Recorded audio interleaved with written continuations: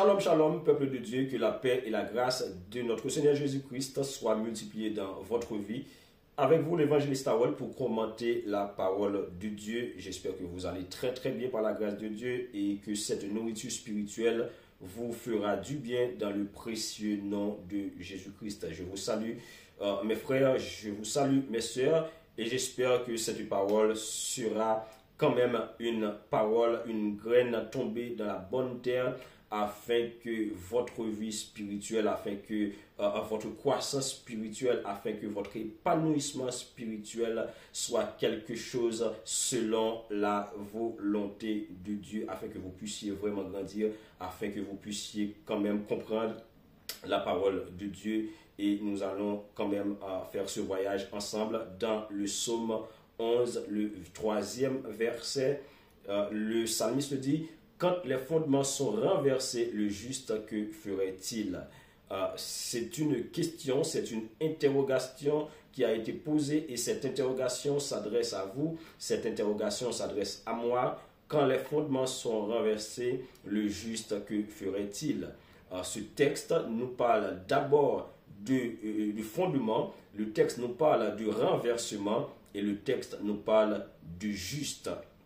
Bien-aimés, à travers la Bible, il y a plusieurs périodes dont les fondements étaient renversés. La Bible nous présente clairement plusieurs périodes dont les fondements étaient renversés. Par exemple, l'une des périodes où les fondements étaient renversés, c'est la période dans laquelle vivait un homme qu'on appelait Noé. Noé vivait dans une période où les fondements étaient renversés. Noé vivait dans une période de dépravation morale, de dépravation spirituelle.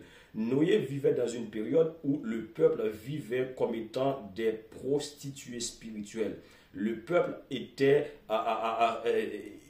des prostituées spirituelles, c'est-à-dire le peuple était idolâtre. Le peuple ne voulait pas adorer Dieu.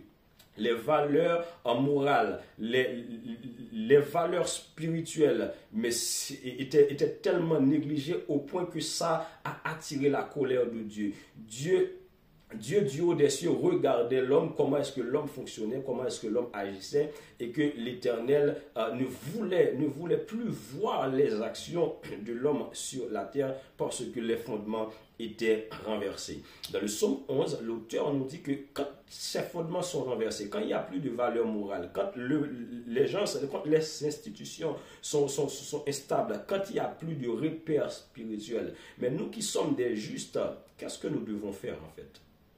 Et c'est ça la question posée dans le psaume 11, le verset 3. Et bien aimé, puisque le texte nous parle de fondement, quand on parle de fondement, on parle de valeur morale, on parle de la justice, quand on parle de la vérité, on parle de l'intégrité. Lorsque nous vivons dans une société où il n'y a plus de vérité, où la vérité n'existe plus, où il n'y a plus d'intégrité, les hommes ne sont plus intègres, les hommes, ce sont des mauvaises personnes, ce sont des personnes sur qui nous ne pouvons pas compter, ce sont des personnes qui ne disent pas la vérité, ce ne sont pas des personnes qui marchent selon la justice. Or, la Bible dit que Dieu lui-même a déclaré qu'il fera de la justice un niveau et de la droiture une règle. C'est-à-dire, quand il n'y a plus de justice, quand il n'y a plus de vérité dans la bouche des gens, quand il n'y a plus d'intégrité, qu'est-ce que nous qui sommes des justes, nous devons faire? Quand on parle de fondement, on parle aussi d'institutions stables. Quand il n'y a plus d'institutions stables, quand on parle d'institutions, on voit la famille comme institution, on parle de l'église comme étant institution, on parle de la société comme étant institution. Parce que vous savez, ces institutions sont là pour non seulement former, ces institutions sont là pour informer, ces institutions sont là pour socialiser.